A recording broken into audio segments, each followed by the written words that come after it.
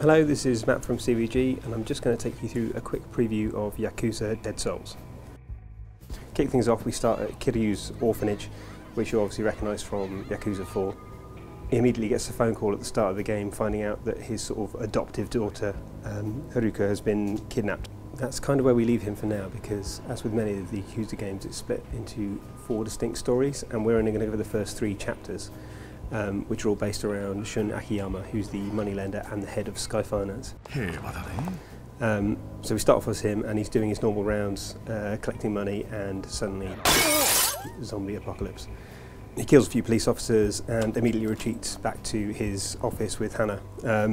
Unfortunately, she seems to have the flu, so he has to run out to get medicine.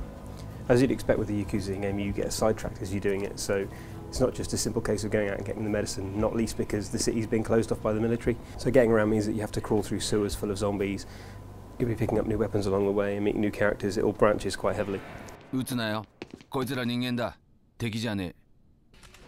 Obviously one of the biggest selling points of this, or one of the biggest changes, is that it's all based on shooting rather than on hand-to-hand combat. And it handles it really quite well, but it also takes a little bit of getting used to because it doesn't handle like a normal sort of third-person twin-stick shooter. The key difference being that you actually have to be facing in the right direction when you snap up your aim, so as long as you're facing vaguely towards the zombies, then you can sort of start unloading and pop loads of them. There is a free aim mode, but it's really, really fiddly, so you often find yourself just pointing your character in the direction of the zombies and just hitting fire quite quickly, which sounds rubbish, but it's actually really good fun. You can also strafe, dodge, kick back zombies, pick up weapons to knock them about, things like that. And every one of the characters has their own sort of unique set of weapons that has infinite ammo. So in the case of Shun, he's got a pair of pistols inexplicably called the Macedonian Twins.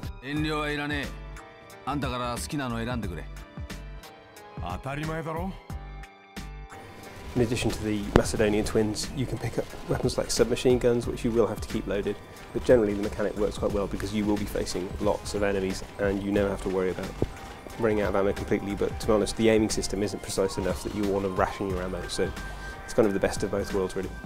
As you kill more zombies and take out bosses and progress through the story, pick up XP, stuff like that, you can unlock soul points which you can pour into your character to increase their abilities.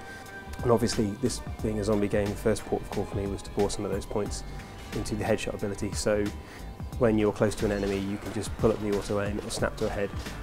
It sounds like a game-breaking mechanic, but in reality it leads to some quite brutal and fast-paced combat, and it sort of looks amazing as well when you're popping loads and loads of heads in a row. You can put points into things like the inventory, stuff like that, but at the moment we're just going to focus on the shooting.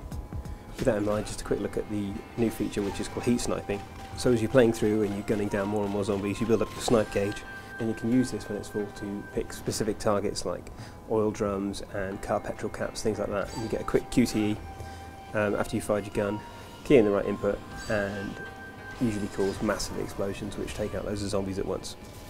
Sounds terrible, again a bit like the shooting, but in reality it kind of fits into the mechanics of the game quite well. It's actually really good fun. Another thing worth mentioning is that you won't just be fighting zombies.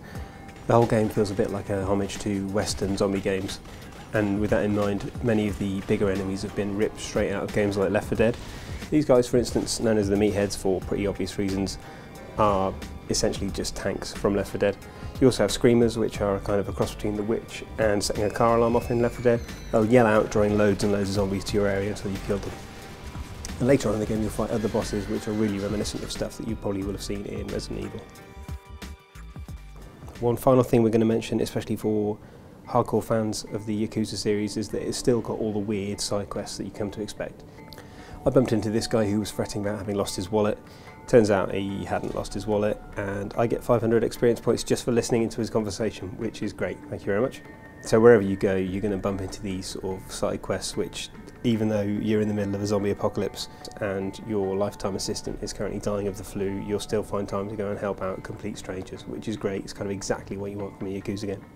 All in all, it looks pretty strong already. It's obviously completely crazy, as you'd expect, but it's still really, really good fun to play, and once you get used to the shonky controls, then you'll find it's actually quite a rewarding game. And the main thing, of course, is that it's completely different from anything else out there, so quite looking forward to playing the full game when it comes out later this year.